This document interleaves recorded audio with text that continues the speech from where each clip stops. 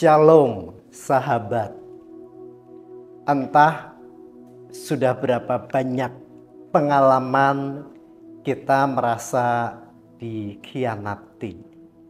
Dan betapa pengkhianatan itu lalu melahirkan luka yang mendalam karena itu terjadi dengan orang-orang yang kita percaya, dengan orang-orang terdekat, dengan para sahabat. Pengkhianatan terjadi di berbagai aspek kehidupan, mulai dari skripsi sampai warung kopi. Ketika seorang mahasiswa sudah mengide, lalu mengajukan proposal, review, tiba-tiba idenya itu dipakai oleh sahabatnya sendiri karena sahabatnya menjadi pilot review atau rekan diskusi dalam kuesioner misalkan.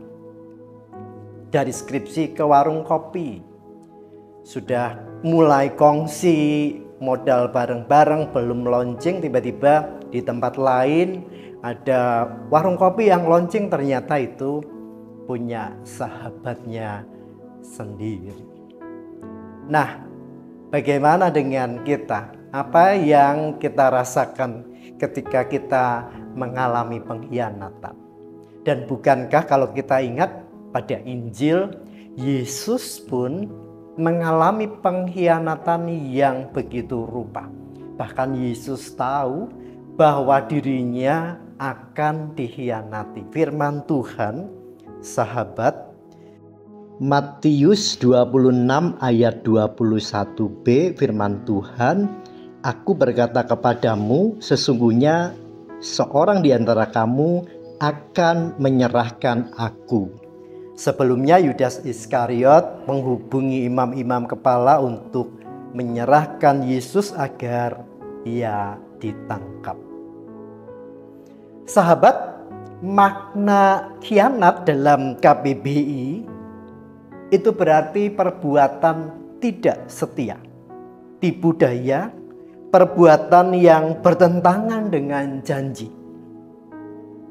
Di balik definisi itu, tentu kita tahu tindakan pengkhianatan bertujuan untuk mendatangkan keuntungan bagi diri sendiri.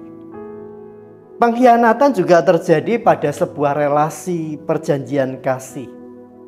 Misalkan hubungan suami istri, hubungan persahabatan, komunitas, bahkan bukan tidak mungkin terjadi pada sebuah komunitas gereja.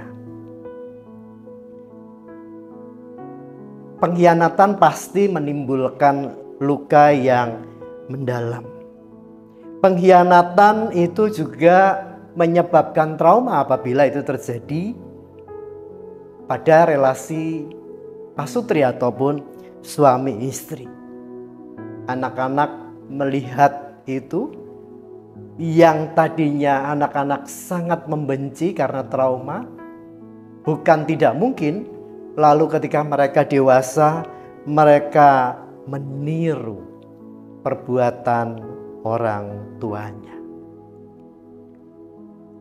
Di dalam tindakan khianat, seorang secara sadar, seorang secara sengaja mengorbankan kehidupannya, mengorbankan value, nilai-nilai yang dibangunnya untuk kepentingan sesaat. Dan bukankah ketika kita hubungkan dengan firman Tuhan, apa yang dilakukan Yudas itu adalah pekerjaan iblis.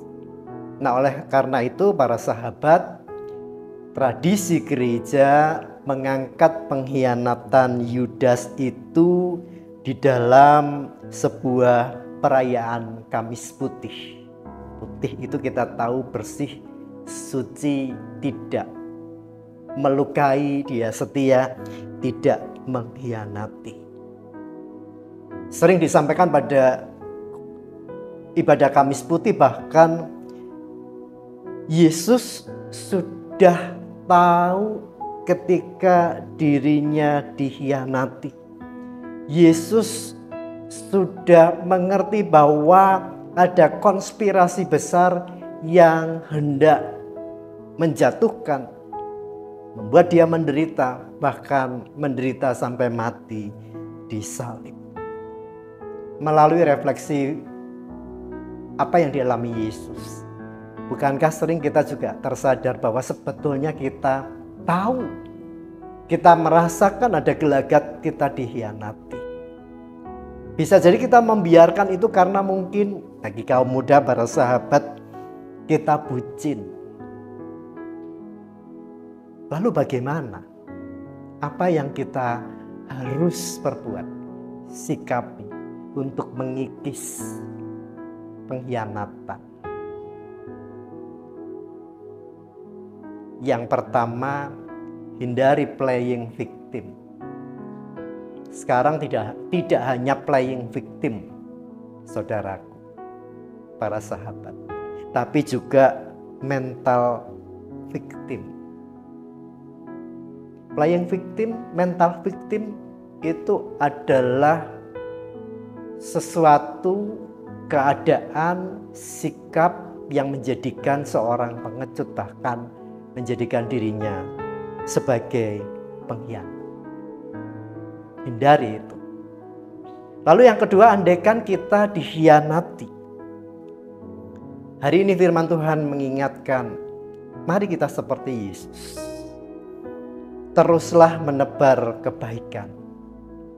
Yesus tahu kok bahwa dia dikhianati, tapi dia terus menuju jalan salib.